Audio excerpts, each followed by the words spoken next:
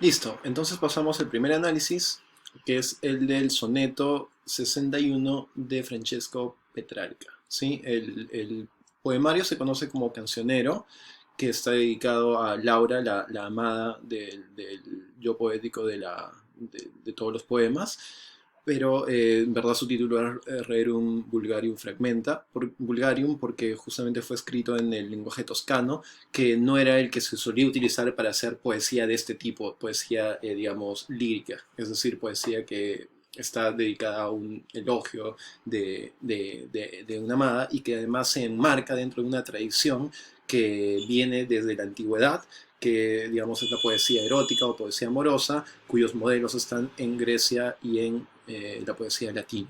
¿Sí?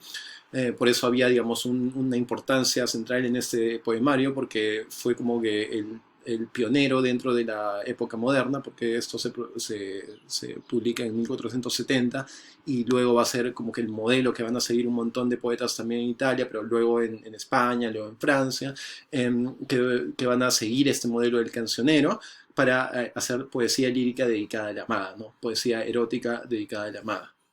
Entonces, a ver, pasamos al poema mismo. Y bueno, les pido que lean, que den esta primera lectura para responder a las preguntas del mapeo general del poema, ¿sí?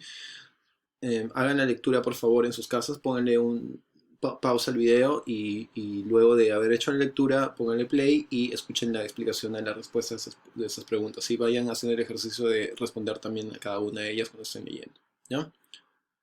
Bueno, entonces si ya han escuchado el poema, ahora continuamos. Ah, la pregunta de quién habla en el poema va a tener una respuesta por el yo poético en este caso, porque sí hay marcas que nos permiten ver quién es el que está hablando en este poema. Entonces, por ejemplo, aquí hay una marca, estoy marcando el yo poético con sus marcas en amarillo, ¿no? Alma mía, evidentemente ya está haciendo referencia a quien está hablando y hablando de su alma, que está siendo bendecida justamente por haber estado entrando en contacto a través de los ojos con su amada. Luego está aquí el me, que también hace referencia a un yo que está ligado como firme amante con este amor que genera la amada. Mi pecho, ¿no? Etcétera. Todas las que están marcadas de amarilla marcan la figura del yo poético. Luego, ¿a quién está hablando? Ok, no hay marcas en el texto, si se han dado cuenta, de una referencia clara a la amada. O sea, no hay algo así como, oh, dulcísima amada, o mi querida dona. No hay una referencia directa. Y más bien eso podría indicarnos quizás que hay un respeto también por la referencia a ella, ¿no? Es más bien como un canto que está haciendo el amante es el que está enamorado, a su amada, pero en ausencia de ella, ¿no? Es como que estoy bendiciendo todo lo que entraba en contacto con ella, pero sin referirme directamente a ella, ¿no? Como cuando también podemos hablar de las cosas que hace Dios, digamos, sin referirnos a Dios directamente por el respeto que infunde, ¿no? Entonces, claro, no hay en este poema una referencia directa a la amada. En tercer lugar, ¿de qué habla el poema? Si han podido darse cuenta, todos comienzan con esa palabra que es bendito, bendita, bendita, bendito, y ese tipo de palabras son justamente las que nos permiten contextualizarnos en un elogio. ¿Sí? Se está haciendo un elogio porque estoy bendiciendo todo aquello que ha entrado en contacto con la amada. En primer lugar, digamos, el año, el mes, el día, todas las circunstancias en las cuales los ojos del amante han sido, digo, los ojos de la amada han prendido, han atrapado al alma del amante, ¿no? Entonces todas las circunstancias toman aire divino o espiritual gracias a haber entrado en contacto con ella y por eso es que son bendecidas, ¿no? Luego igual la dulcísima porfía, que es la descripción que hace del amor, también es el sentimiento mismo ennoblecido porque está dedicado a ella, ¿no? Entonces también es bendecido por ello. Bendecida la voz misma del poeta, o sea, digamos, este mismo poema está siendo bendecido en tanto es un poema que está dedicado a ella, a la amada. Y finalmente, toda arte en cuya fama, todo cuanto arte en fama suya doy. Es decir, cualquier creación poética que haga, que está teniendo mi cabeza en ella, puede ser bendecido justamente porque está dedicado a ella, ¿no? Entonces, evidentemente es un elogio que se hace a todos esos niveles, por eso aquí hago los cuatro niveles, las circunstancias, el sentimiento, el mismo poema y finalmente todo el arte que el poeta puede hacer, siendo elogiados justamente por haber entrado en contacto o estar relacionados con la amada. Ahora, la cuarta pregunta, que es justamente la que nos va a demorar más, es la que vamos a analizarla en los siguientes 4 niveles de lectura, ¿sí? Pasamos entonces al siguiente nivel. El siguiente nivel es el de la gramática del poema, ¿no? Y hemos dicho que vamos a analizar un nivel sintáctico de las construcciones de oraciones y el nivel léxico, es decir, de dónde provienen los significados de las palabras, de qué ámbitos vienen. Entonces, en primer lugar, aquí con verde he marcado todas las oraciones que componen el texto. Es un poema bastante regular, bastante armónico, porque tiene 4 oraciones que son sintácticamente paralelas, es decir, tienen la misma estructura más o menos. La primera corresponde al primer cuarteto de versos, la segunda al segundo cuarteto, la tercera al primer terceto y la cuarta al segundo terceto, ¿sí? Entonces cada estrofa, 1, 2, 3, 4, corresponde a una oración. Entonces también dense cuenta, hay una correspondencia clara entre gramática y versificación, que luego vamos a ahondar un poquito más, pero hay mucha armonía en la construcción de este poema, ¿no? Como que todo hubiera sido hecho minuciosamente, ¿no? Muy minuciosamente. Entonces, esa es la estructura que sigue, más o menos.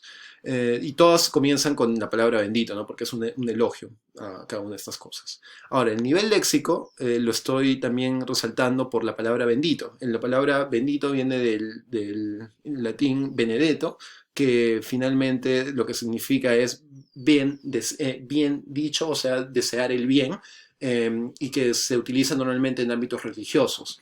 Lo que se suele bendecir es más bien lo que está ungido de un hálito divino, ¿no? Entonces, esa bendición hace que todo el poema también tome un texto más o menos elevado, un texto que tome un tono divino, un tono religioso, ¿no? Y siempre va a haber en los poemas de Petrarca y de los poetas de su época que se ciñen a este tipo de poesía amorosa, un respeto casi divino a la amada, que finalmente hace que el poema también tome estos tintes divinos, ¿no? Y en segundo lugar, marco con rojo otro campo léxico que no es el de la religiosidad, sino más bien el de la poesía erótica, que les he dicho que se remontaba hacia la tradición latina y griega.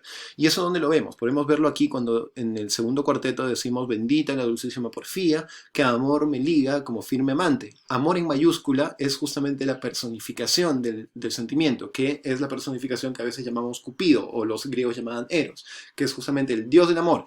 ¿Cómo sabemos que estamos haciendo referencia a él? Porque decimos me liga como firme amante y el arco y la saeta lacerante, es decir, el arco y la flecha que hiere al amante cuando justamente entra en contacto con la amada. Entonces justamente toda esta imagen que está subrayada en rojo es una referencia clara a un tipo de poesía que es la poesía erótica, que es una tradición, y aquí hay un rasgo de intertextualidad. Entonces, al utilizar este tipo de imágenes de Cupido o de Eros, estamos haciendo referencia a un ámbito erótico o un ámbito amoroso. Entonces aquí se combinan lo elogioso con lo erótico.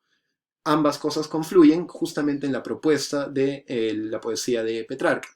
Toda creación poética, como bien dice aquí en los 2 últimos tercetos, está relacionado con la religión, porque finalmente el amor me permite decir que digamos, la amada hace que esta relación amorosa sea considerada como casi divina, ¿no? Y una divinización de la amada y del sentimiento. Luego, en tercer lugar, pasamos a la disposición poética. Ahora ya nos olvidamos un poco del análisis directamente de las oraciones, del léxico, de las palabras, y pasamos más bien al análisis de la versificación. Aquí les pido que escuchen el link que está aquí abajo con el poema leído en italiano para que se den cuenta de que hay una regularidad clara en la versificación del poema, ¿sí? Si lo ponen incluso en el YouTube con menos velocidad van a darse cuenta claramente que cada uno de estos versos son endecasílabos, es decir, tienen 11 sílabas, ¿sí? He marcado todas las 11 para que ustedes vean que se puede hacer ese ejercicio, pueden hacerlo en sus casos cuando tengan tiempo, y eso nos muestra una vez más que estamos frente a un poema que ha sido trabajado regularmente a la perfección. Cada uno de los versos tiene 14 sílabas, digo, cada uno de los 14 versos tiene 11 sílabas, ¿no? Ahora están organizadas en, como ya les dije, estrofas que llamamos cuarteto, porque cada una tiene 4 versos, y 2 tercetos, terceto, ¿sí? Entonces hay una unidad temática y sintáctica que ya hemos estado viendo en lo anterior. Todo gira en torno a la amada, todo está organizado en 4 grandes oraciones y además todo está organizado en 14 versos distribuidos en 4, 4, 3, 3 que tienen una misma métrica de 11 sílabas. Esa misma armonía se puede ver ya en el nivel de la rima. En este caso estamos frente a una rima consonante. ¿Qué es una rima consonante? Una rima consonante es la coincidencia en los sonidos entre dos versos o más desde la última sílaba, desde la última vocal acentuada, ¿sí? Entonces, siempre tenemos que referirnos a la última palabra o las últimas dos palabras y vemos dónde está la última, la última fuerza de voz. Por ejemplo, acá dice el mese, el ano, entonces aquí tenemos a, no, ¿no? Aquí está la última vocal acentuada, y vemos que eso se repite aquí en el cuarto verso, ¿no? Con alma, a, no, y también. Entonces suenan igual, hay una rima consonante, son exactamente los mismos sonidos. Lo mismo entre los dos del medio, ¿no? Por ejemplo, tenemos punto y un to. Entonces, también, desde la última sílaba hay una coincidencia completa de los sonidos. Eso es una rima consonante. Cuando, en cambio, solamente coinciden los sonidos de las vocales y no de las consonantes, tenemos lo que se llama una rima asonante, ¿sí? En este caso, todas las rimas son consonantes y siguen un patrón claro. Coinciden en los dos cuartetos coinciden este con este, y también con este, y también con este. Y también los del medio, este con este y también con estos dos de acá. En los tercetos también tenemos rima consonante, pero entre diferentes versos, entre este con el tercero y entre ese con el quinto además, ¿no? Y finalmente también tenemos rima consonante acá, acá y acá. Entonces, nuevamente la armonía se mantiene, ¿no? Finalmente, cuando tenemos uno de estos poemas que está compuesto con 14 versos endecasílabos, unidos en dos cuartetos y dos tercetos, con rima consonante, con este patrón que estoy poniéndolo con mayúsculas, de repetición de la rima en A, B, B, B, B, se corresponden con los sonidos que están diferenciados por los colores. También tenemos lo que se llama una composición que se llama soneto, que es una de las más regulares y la que más se difundió en la modernidad. Es más, el modelo del soneto justamente lo trae Petrarca y lo van a heredar, como les dije, otras tradiciones poéticas. Pasamos entonces al cuarto nivel de lectura. El cuarto nivel de lectura es el de las figuras poéticas. Y aquí también quiero que se den cuenta que Petrarca utiliza muchas. Ya quizás hay más, pero yo quiero que nos concentremos en estas de acá. Entonces la primera es la anáfora. La anáfora es la repetición de una palabra al inicio de dos o más versos. En este caso, bendito, bendito, bendito, bendito, se repite varias veces. Y entonces hay una anáfora clara que además marca la estructura que era de cada una de las oraciones y el inicio de cada una de las estrofas. Nuevamente, armonía. Enumeración. La enumeración es justamente el uso excesivo de una secuencia seguida por comas o por conjunciones como y. Y eso se repite aquí, por ejemplo, el año, el mes, el día, el tiempo y la estación, la hora, el instante, el rincón, el lugar. Este tipo de recurso permite, digamos, de alguna manera decir que todo lo que se está bendiciendo es un montón de cosas y en verdad, aunque sean enumeradas como varias, podríamos seguir haciendo la enumeración. Y lo que quiere hacer énfasis esta enumeración entonces es en que casi todo lo que existe en el mundo pareciera estar bendecido gracias al contacto con la amada, ¿no? Eso también está favorecido por el polisíndeton, que es el uso no gramatical de varias conjunciones. Por ejemplo, decir y el arco y la saeta, y mi ansia y mi suspiro y mi lamento. O sea, cuando uso más is de los que debo, es justamente para hacer énfasis en que todo esto está siendo bendecido. Esto y esto y esto y esto y esto, ¿no? Tenemos la metáfora, que es utilizada, por ejemplo, cuando digo ante sus ojos fue prendida el alma mía. Evidentemente ante los ojos de alguien no es que se prenda nuestra alma o se jale nuestra alma, sino que más bien hay una atracción que está siendo reflejada con este verbo o esta acción de prender, ¿no? Prender, atrapar.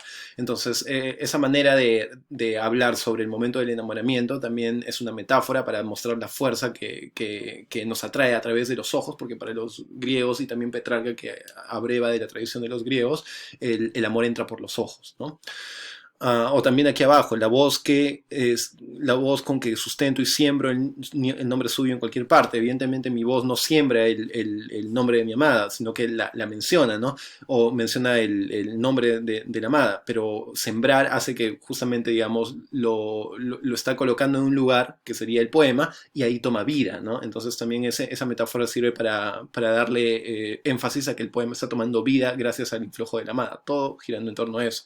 El oxímoron es una figura muy importante porque le da justamente la calidad de sentimiento complejo al amor. El oxímoron consiste en poner dos palabras que tienen significados que son contrapuestos y unirlas en una misma frase. Entonces poner dulcísima porfía para representar el amor, por ejemplo, hace énfasis en que el amor es tanto dulce, porque genera placer, como también es una porfía, es decir, es algo que no sé qué cosa que me va a generar, porque dependo mucho del amante, entonces puedo estar feliz cuando está cerca, pero voy a sufrir cuando está lejos, es un sentimiento agridulce.